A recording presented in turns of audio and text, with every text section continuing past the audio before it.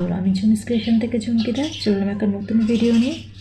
তোমার সঙ্গে শেয়ার করে নিচ্ছি একটা নতুন ইয়ারিং কাস্টমাইজ চলছে, তার ভিডিও আমি তোমার সঙ্গে শেয়ার করবো অবশ্যই।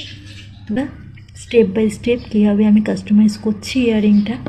আমারই একটা ক্লায়েন্ট আমারই একটা ইয়ারিং দিয়ে বলেছে সেই হিসাবে ইয়ারিংটা কাস্টমাইজ করে দিতে।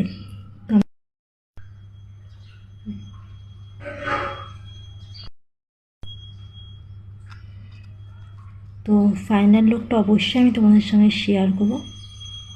তোমরা যদি কেউ চাইছো এমন টাইপের জুয়েলারি কাস্টমাইজ করতে, নিজের কোনো পাওয়া ফ্লাওয়ার বা গিফট দিয়ে দেওয়া, না করে ঝটপট স্ক্রিনে দেওয়া নম্বরে যোগাযোগ করো।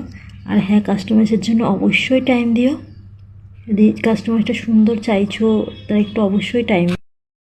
তোমরা যারা আমার কাস্টমাইজ ইয়ারিংগুলো দেখো, অনেকেই জিজ্ঞাসা করো যে এটা কোথা থেকে আমি বানিয়েছি। একদম আমি আমার নিজের পার্সোনাল ওপিনিয়ন বলছি, আমি একদম ক্রিয়েট করি। আমার কারোকে থেকে কপি করা কোনো জিনিসই পছন্দ না। তো আমি একদম নিজের মনে যখন কাজ করতে বসে মনটা দিয়ে পুরো আমি কমপ্লিট করি আমার কাজগুলোকে। তো তোমরা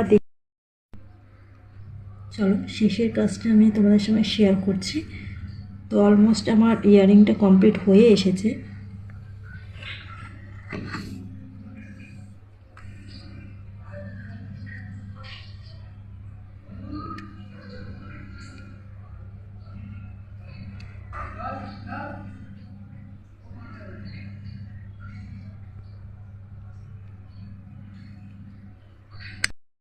চলো ফাইনাল লুকটা আমি তোমার সঙ্গে শেয়ার করছি।